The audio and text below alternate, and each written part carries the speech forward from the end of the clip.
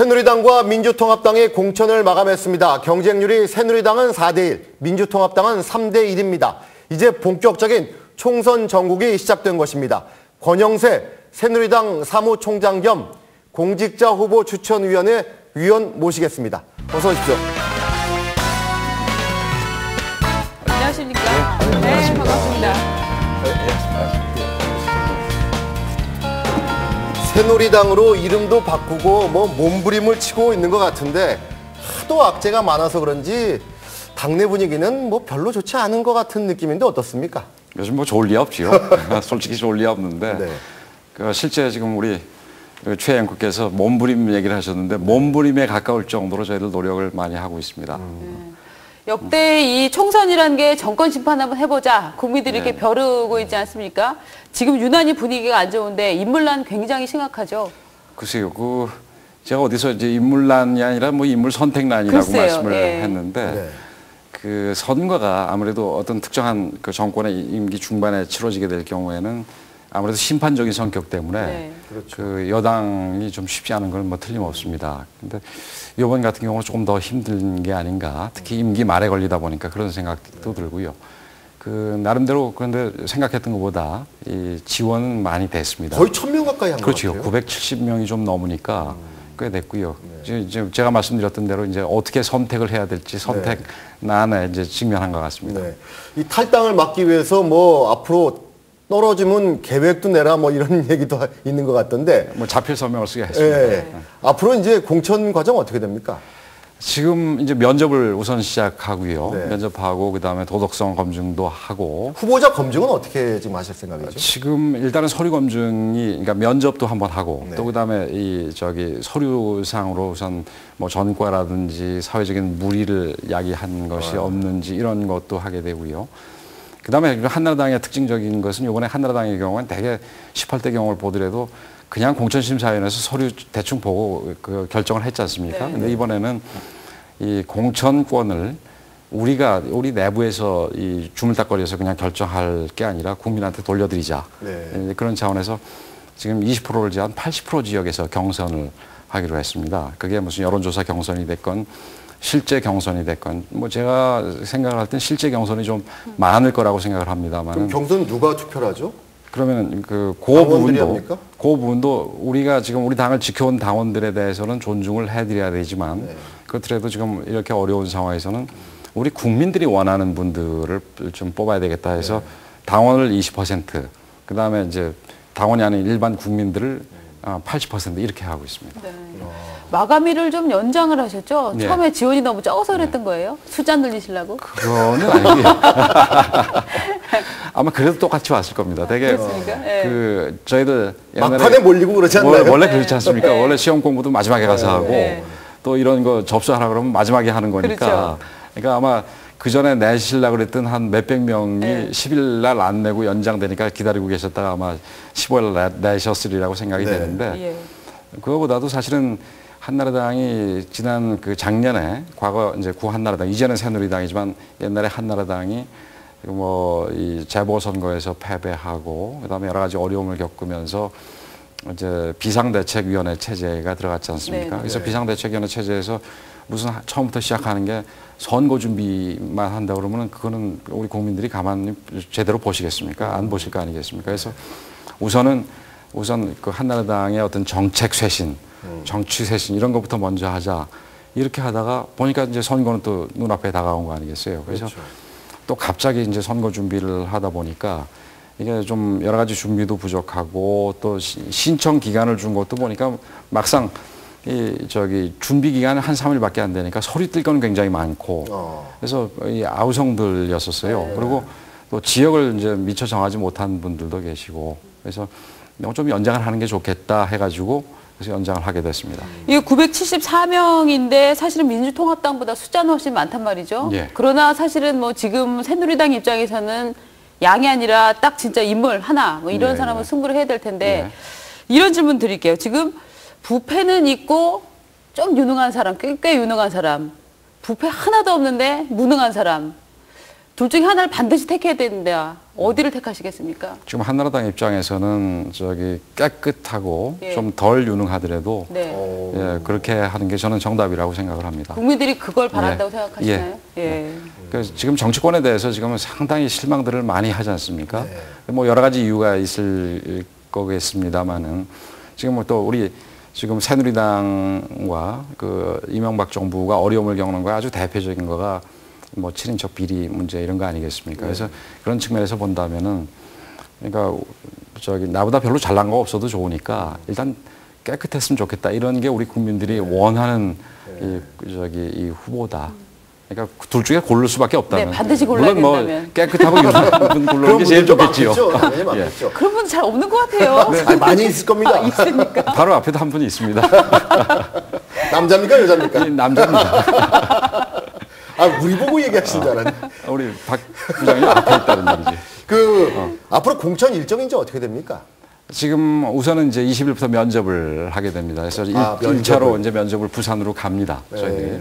그래서 부산으로 가서 면접을 하고 그다음에 이제 서류 심사를 좀 하고 이제 서류 심사하는 과정 중에서 이번엔 여론조사로 지금 뭐 이미 들으셔서 보셔서 아시겠습니다만은 25%의 현역 의원을 강제 탈락시키겠다 이렇게 했으니까 그거는 반드시 지킬 생각이세요? 예, 반드시 지킬 생각입니다. 그럼 25%는 반드시 떨어진다는 얘기죠. 사실은 그러니까 뭐 비상대책위도 비정상적인 대책위원회 아닙니까? 그렇죠. 근데 그런 식으로 지금 우리가 비상시기에 있으니까 이게 평시에는 생각할 수 없는, 평시에는 뭐 저는 저 같으면 무조건 반대했었을 겁니다. 근데 그런 비상한 대책을 세우지 않으면은 우리 한나라당으로부터 떠난 그 우리 국민들의 신뢰를 되찾아올 수 없다고 생각을 해서 그야말로 읍참마속의 심정으로 아마 우리 비대위에서 그런 결정을 한 것 같고 공천위원회에서도 그 결정은 존중할 생각입니다. 네. 예. 그럼 이제 그 앞으로 이제 일정을 좀 더 얘기하면은 여론조사나 경선은 어떻게 됩니까? 언제쯤 이제 합니까? 우선 이제 면접을 실시하고요. 그다음에 이제 서류를 좀 봐야 되겠죠. 서류가 900명분의 서류를 꼼꼼하게 읽는 것도 이건 뭐 쉬운 일이 아닙니다. 이제 그 과정에서 여론조사를 하게 됩니다. 그래서 여론조사를 해서 뭐 여론조사가 좀 이게 복합적으로 하게 될 텐데 우선 25% 해당되는 부분을 추려내서 이제 탈락시키는 것도 하고 그다음 또 개중에는 워낙 이 다른 후보들에 비해서 월등한 분들이 있습니다. 뭐 지금 저희들은 내부적으로 한 20%를 기준으로 삼고 있는데 이상의 그 차이를 보이는 후보들은 그냥 단수로 결정을 하게 되고. 확정되는 거고. 네, 그렇죠. 그렇게 하고 이제는 이제 경선을 실시하는 준비를 하는데 경선은 뭐 10분을 다 이렇게 다 경선을 하라 할 수는 없으니까요. 이 몇 분이 지원을 했던 대개 한 2명 내지 3명 정도로 압축을 해서 그래서 경선을 실시할 생각입니다. 아이고, 예. 이 공천이라는 게 사실 어떤 지역에서 네. 상대방 선수보다 좀 남으면 되는 거 아닙니까? 예, 예. 그러려면 사실 이게 전략이라는 게 많이 필요할 텐데 예. 어떤 전략 갖고 계십니까? 사실은 조금 더 남으면 좋은 건데 네. 어떤 게 조금 더 나은지는 이게 선거 끝나면 쉽게 아는데 네. 선거 시작하기 전에는 참 어렵습니다. 그렇죠. 그래서 이제 모든 부분에서 이제 신경을 써야 되는데 그런데 뭐 실제로 지금 다 하기는 어려울 거 아니겠습니까? 그래서 이번에 저희들이 주안점으로 삼는 거는 우리 정치가 과연 왜 외면을 받고 있는지, 우리 한나라당, 지금 새누리당, 뭐 아직도 사실은 좀 익숙하지 않아서 자꾸 옛날 얘기가 나옵니다만은 새누리당이 왜 좀 국민들로부터 실망을 받았는지. 그러니까 2008년도, 7년도의 대통령 선거, 2008년도의 총선에서는 뭐 압도적인 지지를 보여주시지 않았습니까? 근데 왜 불과 한 4년도 채 안 돼서 이런 모습이 됐는지에 대해서 반성부터 시작을 한다면은 우리 한나라당은 그렇지 않으려고 노력을 많이 했음에도 불구하고 역시 가진 자의 정당의 모습으로 비치지 않았나 이런 생각에서 우선 친서민, 그다음에 친중산층 이런 이 후보들, 그다음에 또 한 가지는 이제 소통이 사실은 이 정부 들어와가지고 가장 큰 화두로 대두했는데 대두되게 된 이유는 소통을 너무 잘해서 아니라 소통을 너무 못해서 그랬다는 거 아니겠습니까? 그래서 지역 주민들하고 소통을 잘 할 수 있는 후보. 그다음에 아무래도 국회라는 데가 그냥 뭐 토론만 하고 끝나는 데가 아니니까 정책을 만들어내야 되는 거 아니겠습니까? 그러니까 당연히 저희 서민과 중산층을 잘 대변하고 또 지역에서 주민들하고 잘 소통한 결과를 가지고 정책을 잘 만들 수 있는 후보. 또 율사들이 많이 들어갑니까? 그건 아니죠. 경제 정책은 뭐 저기 율사들이 잘 못하고 문화 정책도 뭐 율사들이 잘 못할 겁니다. 아마 율사들은 또 잘하는 분야가 따로. 워낙 한나라당이 율사들을 좋아하시는 것 같아요. 아, 새누리당이. 우리 아직도 헷갈리시는데 저도 헷갈릴 정도니까요. 근데 새누리당이라는 이름이 참 괜찮은 것 같아요. 네. 그건 그렇고 그다음에 마지막으로는 그 정치인들이 아까도 말씀을 드렸습니다만은 그 정치인들이 여러 가지 그 부도덕한 행위, 부정한 행위, 부도덕이라기보다는 부정한 행위를 많이 해서 지탄을 받았지 않습니까? 네. 그래서 그런 점에서 좀 도덕적으로 깨끗한 후보, 물론 뭐 여기가 증류수가 될 수는 없겠지만 도덕적으로 깨끗한 후보. 대체로 지금 저희들 생각은 네 기준을 삼고 있습니다. 무슨 명망가가 중요한 게 아니라 그 기준에 맞는 후보가 좋다고 생각을 합니다. 네. 이번에 그 홍사덕 의원 얼마 전에 며칠 전에 이제 뭐 불출마 선언 사실상 하셨는데 이번에 한나라당 중진 중에서 불출마 선언하신 분이 많다고 봐야 됩니까? 적다고 봐야 됩니까? 글쎄요, 뭐 2004년도 탄핵 당시에 많은 분들이 이제 새로운 그 인물들한테 비켜주겠다고 물러나신 숫자에 비하면은 적은 거 아닌가요? 네, 조금 적지요. 조금 적은데. 아까 여기 들어오기 전에 보니까 저기 패티김이 은퇴하신다는 저기 소식이 있었던데 뭐 제가 굉장히 좋아하는 가수인데 이렇게 좀 뭐 나이 가지고 자르는 거나 무슨 혹은 선수 가지고 자르는 거가 좀 무리는 있겠습니다만은 스스로 생각을 했을 때 정치에 대해서 이제 저기 내가 그만둘 때가 됐다라고 판단할 만한 분들 그게 무슨 뭐 책임이 있는 분들을 당연히 포함을 해야 되겠지요. 그런 분들 같은 경우는 우리 패티김 선생님처럼 이렇게 아름답게 은퇴하시는 모습이 좋을 것 같습니다.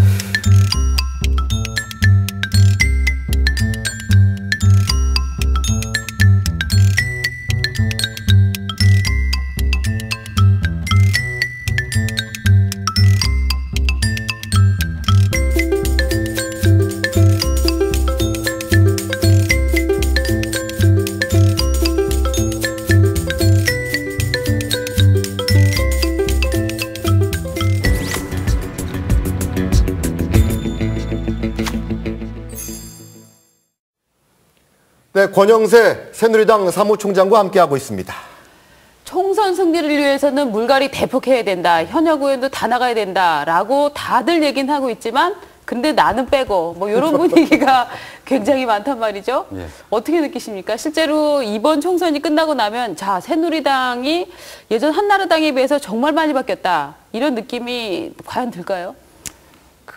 지금 이제 말씀하셨듯이 정당이 바뀌었다고 이렇게 국민들이 느낄 수 있는 가장 큰 거는 뭐 정책도 있고 무슨 뭐 이름도 있고 그렇지만 사실은 인물이 바뀌는 게 가장 많이 바뀌었다고 생각하는 점에 동의를 합니다. 그러나 뭐 이번에 저희들이 작은 공천 과정을 통해서 좀 좋은 분들을 많이 넣기 위해서라도 나름대로 지금 노력을 많이 할 생각이다라는 말씀을 희망하는 드리겠습니다. 수위는 어느 정도십니까? 희망하는 수위, 교체의 수위. 지금 뭐 사실 저희 한나라당이 지금 굉장히 어려운 상황이기 때문에 감히 이렇게 너무 많은 수치를 불렀다가 오히려 국민들이 저 아직도 정신 못 차렸구나 그럴 것 같아가지고 그래서 저는 이렇게 답을 하고 있습니다. 저희 한나라당이 한 걸음 한 걸음씩 국민들이 이제 원하는 부분으로 다가가고 국민들이 원하는 수준으로 바뀐다면은 우리 국민들이 저기 지지를 조금씩 회복해서 우리 한나라당을 다시 지지해 주시지 않겠나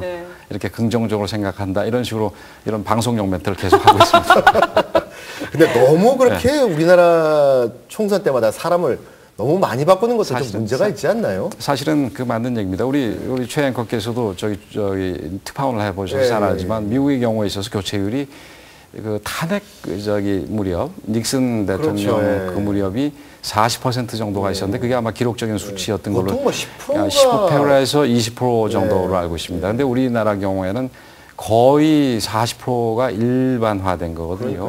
그래서 그런 거 보면 사실은 바꾼다 그래서 이게 좋아지는 것만은 아니라고 보여지고 저희 또 국회에 어떤 시스템적인 변화가 있어야 된다고 생각을 합니다만은 지금같이 뭐 정치에 대해서 혐오를 느낄 정도 상황에서는 최소한 예년 정도의 변화 수준, 물갈이 수준은 맞춰줘야 되지, 넘어야 되지 않겠나. 넘어야 되겠다. 예, 그렇게 생각을 합니다. 그래서 저희도 아까 25% 얘기를 했습니다만은 25%의 컷오프를 하고 또 이제 이미 자연적으로 지금 물러나신 분들 그 다음에 이제 앞으로 경선 과정에서 뭐 아깝게 탈락하시는 분들까지 포함하면은 40%는 좀 훨씬 넘을 것 같습니다. 공천심사위원회가 말이죠. 이 시스템 얘기하셨으니까 말인데 이 좋은 사람 뽑는 것도 중요하지만은 우리나라도 이 경선 이 시스템을 좀 이번에 만드는 게 참 의미가 있다고 생각해요. 미국식 뭐 프라이머리나 뭐 코커스나 이런 식으로 하나 이렇게 시스템을 하나 만들면은 이번에 참 큰일 하시는 거 아닌가 두고두고. 근데 사실은 저희 한나라당,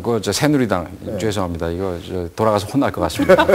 근데 우리 새누리당 입장에서는 그 오픈 프라이머리를 이번에 정착을 시키려고 했습니다. 그래서 이번 좀 계속해서 열리는 그 정치개혁 특위 중에 서로 오픈 프라이머리를 하자. 이게 완전하게 오픈까지는 안 되더라도 같은 날짜에 그러니까 지금 자유스럽게 국민들이 참여할 수 있는 그런 경선을 만들자 이렇게 했는데. 이게 안 됐죠.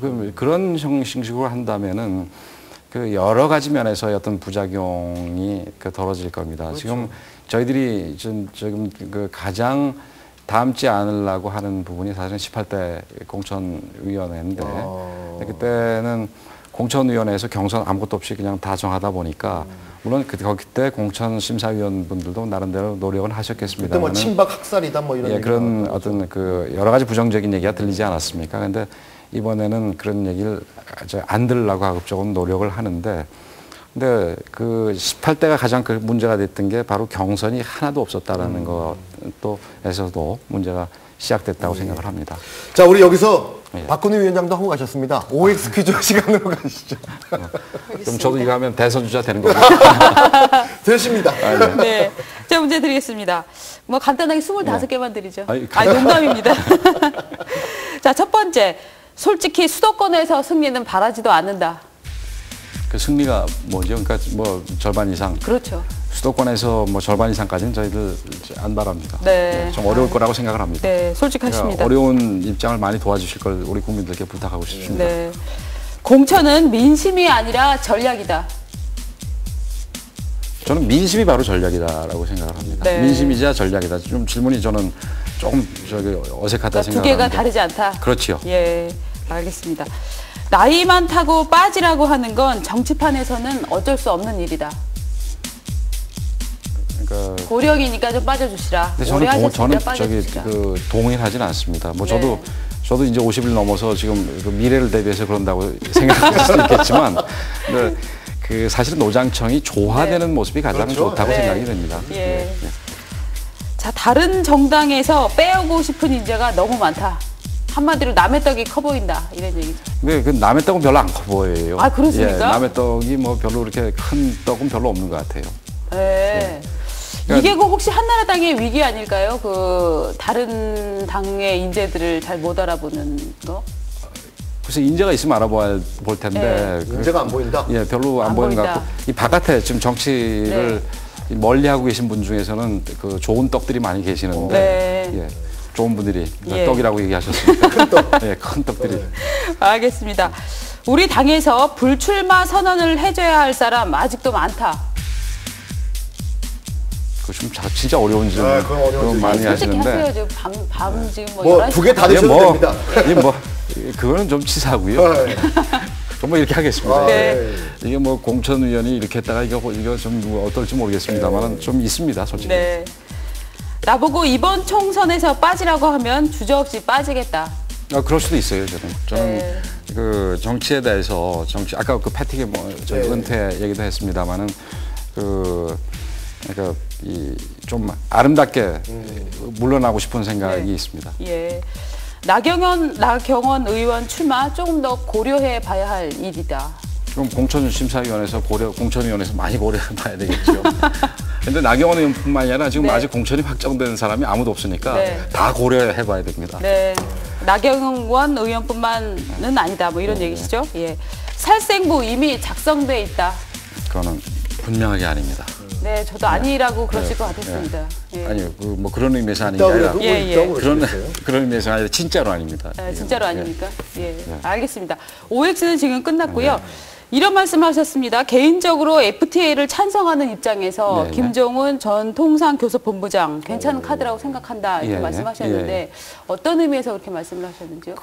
저는 2008년도에 그때도 제가 사무총장을 했습니다. 저는 뭐 사무총장 단골로 하고 있는데, 근데 그때는 이제 소고기 파동이 있었죠. 근데 이렇게 얘기를 하는 거 보니까 그 뭐 아주 씩씩하고 뭐 주관도 강하고 그래서 좋은 카드라고 생각을 했지. 저런 분들도 괜찮겠다 이렇게 생각을 했습니다. 근데 실제로 그런 분들이 뭐 정치를 하게 되는 거하고는 좀 별개 문제지요. 그렇게 생각하고 있는 분이 또 있습니까? 뭐 많이 있지요. 뭐 정치를 좀 하셨으면 하는 분들이, 그리고 그런 어떤 명망가뿐만이 아니라 뭐 저희 동료나 주변의 뭐 후배들이나 중에서도 저런 친구들을 이게 좀 정치를 했으면 진짜 내가 정치를 같이 멋있게 했을 텐데 이런 친구들이 사실은 있어요. 근데 그 친구들이 이게 정치라는 게 굉장히 불확실한 그렇죠. 직업 아닙니까? 그래서 벤처죠, 벤처. 그러니까 뭐 그 제가 데리고 오고 싶은 친구들의 주변에서는 뭐 이 악의 구렁텅이로 끌고 들어갔다는 얘기 할까봐 제가 저기 못 얘기를 했는데 아쉬운 친구들은 사실 많이 있습니다. 그 4대강 찬성했던 분들 뭐 낙선 운동 벌이겠다 이런 얘기도 있지 않습니까? 뭐 구체화되고 있는 것 같은데 그런 분들은 그러면 탈락시킬 겁니까? 어떻게 하실 겁니까? 저는 그 낙선 운동을 벌이는 거, 근데 저는 그런 어떤 특정한 정책에 대해서 그런 견해를 가진 사람들이, 반대 견해를 가진 분들이 뭐 낙선 뭐 하겠다 말겠다 하는 거는 뭐 얼마든지 자유롭게 할 수 있다고 저는 생각을 합니다. 그러나 공천의 과정에는 영향을 안 줄 것이다. 예, 근데 뭐 또 저희는 저희 나름대로 물론 정책, 그 4대강뿐만이 아니라 여러 가지 정책들을 보고 거기에서 우리가 잘못된 정책이라고 생각을 하고 그 정책을 주도적으로 한 분들에 대해서는 감안을 해야 되겠지만 오로지 그러니까 그분이 한 정책이 뭐 한 정책뿐만이 아니라 평생에 굉장히 여러 가지 정책이 있을 거고 또 잘한 것도 있고 못한 것도 있을 텐데 하나만 가지고 그건 뭐 당신 공천 줄 수 없어 이렇게 하는 거는 좀 옳지 않다고 하나만 더 여쭤볼게요. 그 이재호 의원이나 안상수 전 대표 같이 이제 현 정부 실세 용태론도 있지 않습니까? 그런 분들은 어떻게 하실 생각입니까? 그건 뭐 공천위원들이랑 다 같이 토론해가지고 이제 표결로 결정을 해봐야 되겠지요. 그런데 권 의원님 느낌은 어떠세요? 될 것 같습니까? 안 될 것 같습니까? 아직은 모르겠습니다. 제가 이런 얘기 다 하면 공천위원회에서 지금 사무총장이 혼자 다 하냐 이런 소리 들을 것 같아가지고 더욱더 조심스럽습니다. 오늘 낮에 그 한덕수 주미 대사가 사의를 표명을 했습니다. 이거 그렇죠. 공천 위한 수순이다.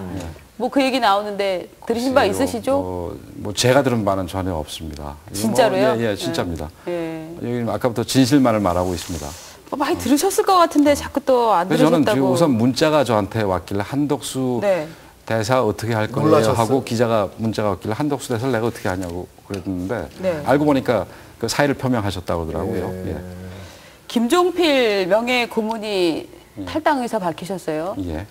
한마디로 말하면은 지금 새누리당 정책 마음에 안 든다, 삐지셨다 이런 얘기 나오는데 어떻게 보십니까? 그런 거는 아닌 걸로 제가 알고 있고요. 뭐 제가 뭐 저기 조만간에 한번 찾아뵙겠다고 청을 넣었습니다만은 그 지금 연세도 87인가 아마 그런 정도 되셨을 겁니다. 그리고 좀 이렇게 몸도 이렇게 예전처럼 그렇게 건강하시거나 이러지는 않으시고 지금 많이 좋아지셔서 지금 이제 밖에 외부 활동도 하시는 걸로 알고 있습니다만은 이게 완전하지는 못하신 걸로 알고 있는데 그래서 좀 이 정리를 하시는 걸로 외부 활동 중에서 그런 정도로 알고 있지. 그럼 뭐 심대평 대표하고 만나고 뭐 이래서 뭐 자유선진당 지원하고 이런 쪽으로까지 해석은 안 하시는 건가요? 그러니까 거기를 만나니까 우리 심대평 대표하고 왜 JP하고 만났다고 그러지 않습니까? 며칠 전에? 그건 뭐 제가 몰랐습니다만은. 뭐 그거하고 서로 연결은 없을 거라고 저는 생각을 하고 있습니다. 어쨌거나 김종필이란 JP라는 이름은 충청권의 대표 선수인데요. 이렇게 되면은 충청권이 완전히 흔들리는 거 아닙니까? 글쎄요, 뭐 저희들도 사실은 저기서 김종필 총재께 잘 못해드린 게 있나 해서 걱정도 하고 있습니다만은. 근데 지금 본인이 한나라당이 새누리당이 당신들 미워 해가지고 지금 가시는 건 아니라 그러니까.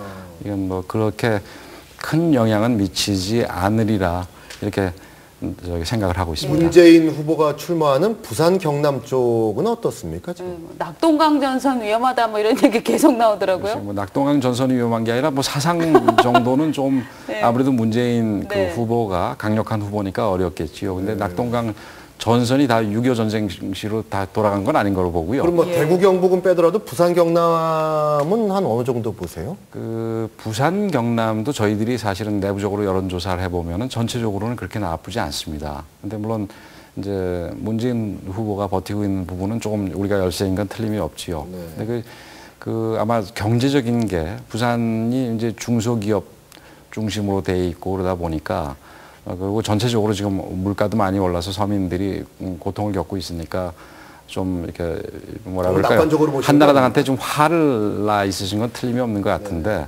지금 비대위에서 여러 가지 서민들 뭐 중산층들 그리고 중소기업들을 위한 정책들 이런 거가 이제 그 많이 내고 의지를 뭐 제대로 보여드린다면은 글쎄 그런다고 돌아올 될까요? 예.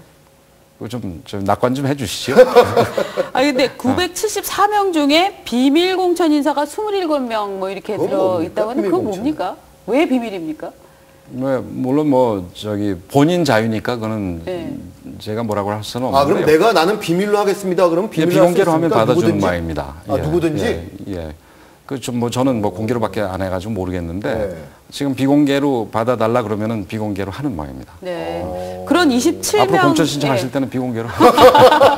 그 27명의 이를테면은 뭐 공통점이라든가 뭐 이런 게 있습니까? 뭐 현직에 있다거나 뭐 주로 이런 분들입니까? 아니면 뭐 제가 유명인이라거나? 별로 공통점이 없어요. 그렇습니까? 예, 그래서 그냥 이분은 그냥 내셔도 될 것 같은데 하는 분도 계시고. 그럼 네. 의원님은 지금 그 27명이 누군지 다 아시는 거네요? 그렇죠. 근데 기억을 못 하죠 지금. 그 중에는 신은경 앵커도 들어가 있습니까? 뭐 제가 이거는 공개적으로 얘기를 할 수가 없지요. 비밀이라잖아요. 예. 비밀이에요. 그러니까 본인이 비공개를 원했는데 제가 뭐라 그럴 수는 없지요. 그 전체적으로 지금 뭐 부산 네. 얘기하다가 글로 갔습니다만 전체적으로 지금 부산 경남 그렇고 다른 지역은 권역별로 강원도는 거의 뭐 전패하지 않을까요? 어떻습니까 강원도? 아유 너무 비관적이신 것 같은데 강원도도 뭐 열심히 하면은 좀 뭐 잘 될 기회가 저희들은 있다고 보고요. 네. 강원도에도 또 우리 한나라당이 확실한 지역도 또 있고 그러니까 저희들 지금 한 2달 남았는데 네. 뭐 짧다면 짧지만 2달이나 남았다 할 수도 있는 거 아니겠습니까? 그렇죠. 저희들이 네. 하루하루를 뭐 며칠 살듯이 치열하게 산다면은 뭐 강원도건 부산이건 뭐 어디건 바꿔낼 수 있다고 생각을 합니다. 네. 근데 지금 뭐 한덕수 주미대사가 지금 만약에 공천을 위해서라면 나중에 이렇게 밝혀진다면 그 국회의원 때문에 그 대사직 수행하다가 들어오고 김석기 그 주일 참사관이셨나요? 공보관이셨나요? 예, 무슨 뭐 오사카 영사였죠. 예, 오사카 영사도 사실 임기 중에 들어오시고 뭐 이런 식으로 들어오는 게 저희가 보기에는 도대체 국회의원직이 뭐길래 이렇게 큰 대표적인 직을 수행을 하다가 들어오시나 이런 느낌이 들거든요. 여론이 좋지 않을 것 같은데요. 글쎄요. 근데 이제 그럼 공직자들이 한편으로는 그러면 중간에 그만두고 오는 거는 뭐 다 막아야 된다는 논리로 이렇게 비약할 수도 있겠지만 근데 이게 다른 일을 하시다가 특정하게 임기를 두고 어느 중요한 특히 외국 포스 같은 데 갔다가 들어오시는 부분은 뭐 조금은 문제가 있다고 생각을 하고요. 물론 한덕수 대사 같은 경우는 굉장히 오래 계셨지요. 지금 한 3년 가까이 계신 거죠. 예. 근데 그 좀 또 케이스가 다를 거라고 생각을 합니다만은 이제 그런 부분들 그러니까 이 공직자였던 분에서는 공직자로서의 어떤 가산점도 될 수가 있겠지만 공직자로서의 어떤 중간에 뭐 갑자기 들어와 버리고 이런 부분은 또 뭐 책임감이라든가 이런 부분에 있어서 고려가 되지 않겠습니까? 네. 예. 충청도는 어떻게 보세요 요즘? 충청도도 저희들이 인물만 잘 뽑으면은 저희는 충분히 해볼 만하다고 생각을 합니다. 그때 지난번 총선 때는 충청권에서 아주 안 좋았죠. 이번은 그때보다는 좋을래나요? 예, 지금 지지도가 새누리당에 대한 지지도가 지금 제법 괜찮은 편입니다. 그래서 지금 오히려 지금 수도권 지역 같은 경우보다 새누리당에 대한 지지도가 괜찮은 편이기 때문에 그 우리 지역 주민들이 바라는 정도의 후보들만 잘 뽑는다면은 거기서 해볼 만하다고 생각을 합니다. 그러면 전체적으로 이렇게 쭉 봤을 때 100석을 넘을 수 있다고 보십니까? 어떻습니까? 아까 대답을 했는데요. 목표치를 그러면 우리 방송용 멘트로 그냥 뭐 열심히 앞만 보고 국민만 바라보고 뚜벅뚜벅 걸어가면 국민들께서 저희들한테 지지를 회복해. 탄핵 때가 검사들 질문하시는 것 같아요. 탄핵 때가 그때 123석인가 120석이 넘었죠. 120석 좀 넘었죠. 예. 저 문재인 후보가 이렇게 얘기했습니다. 상대방이 큰 인물을, 대단한 인물이 나올수록 좋다. 뭐 이런 아주 호기로운 말씀을 하셨는데요. 문재인 후보께서 이제 정치인 다 돼가시는 것 같습니다. 뭐 옛날에는 그런 거 안 하시는 분으로 알았는데 네. 이제 호기도 저기 팍팍 부리시고 그런 거 보니까 뭐 대선에 틀림없이 나올 것 같습니다. 네. 그러려면 저 지역에 안 나와야 되는데 왜 나오시는지 모르겠습니다. 그 의미는 그러면 이제 4개월 뒤면은 그러면 대선에 나오실 분인데. 국회의원 되자마자 이제 그렇죠. 지역구를 버리고 대선 나온다. 거기 뭐 이제 선거를 또 해야 되는 거 아닙니까? 이거는 좀 아닌 것 같습니다. 그런데 그런 부분이 유권자들한테 영향을 미칠 거라고 보십니까? 4개월만 하고 갈 사람이라는 게. 그래서 저는 그렇게보다 미쳐야 된다고 생각을 합니다. 뭐 대선 후보 한번 시험해 보는 것도 아니고 그 지역에서 국회의원 그래도 그 지역구에서 대선 후보를 우리가 낸다, 키운다 이런 의미도 있지 않습니까? 뭐 거기서 국회의원 안 뽑히시더라도 부산 후보 아닙니까? 부산 출신 후보. 그러니까 뭐 굳이 한번 나 부산 출신 후보다라는 걸 확인 안 받으셔도 된다고 생각을 합니다. 선거 비용만 해도 왜 옛날에 한나라당으로 인해 가지고 그 서울시장 선거 다시 하게 될 때 당시 민주당에서 굉장히 비판하지 않았습니까? 비용 많이 든다고. 근데 물론 그보다는 적게 들지만 여기 뭐 어쨌든 4개월 만에 또 비용 들 텐데 그거는 저기 왜 그렇게 하시는지 잘 모르겠습니다. 글쎄요, 국회의원 하시다가 뭐 감옥 가시고 국회의원 하다가 딴 일 하러 가시고 이러면은 정말 유권자 입장에서도 투표하라고 귀찮습니다. 그 보궐선거. 근데 뭐 감옥 가시는 분이야 뭐 자기가 원해서 가시는 거 아닐 테니까.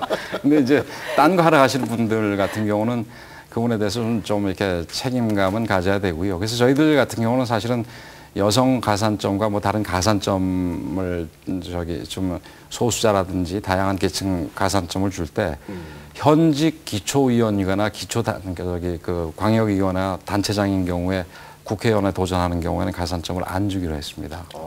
왜 그러냐 하면은 그분들은 결국 이제 도전함으로 인해서 선거를 하나 새롭게 또 만드는 거 아닙니까? 그렇죠. 그러니까 국가의 비용을 지금 선거 공영제니까 비용을 또 물리게 하는 거 아닙니까? 그래서 그거는 안 주는 게 맞다 해가지고 지금 가산점을 안 주기로 했습니다. 우리 의원님은 친박도 아니고 친이도 아니다 이렇게 알고 있다가 이제는 슬슬 가셔가지고 이제 친박 쪽으로 이제 어쨌든 분류가 돼 있고 뭐 거기서 지금 중책을 맡고 계시니까. 근데 지금은 친박이라서 지금 가는 게 아니라 지금 뭐 경선도 뭐 해봐야 알겠지만 지금 어쨌든 비대위원장을 맡고 계시고 그다음에 한나라당에서 지금 굉장히 유력한 후보니까 누구나 할 거 없이 과거에 친이었든 중간에 어정쩡하게 서 있던 사람이든 근데 이제 다 도와야 되는 거라고 생각합니다. 총선 결과가 이제 박근혜 체제로 치러지는 총선 결과가 희망했던 수준이 크게 못 미치게 되면은 이제 또 당이 또 흔들릴 거 아니겠습니까? 박근혜 위원장도 흔들릴 테고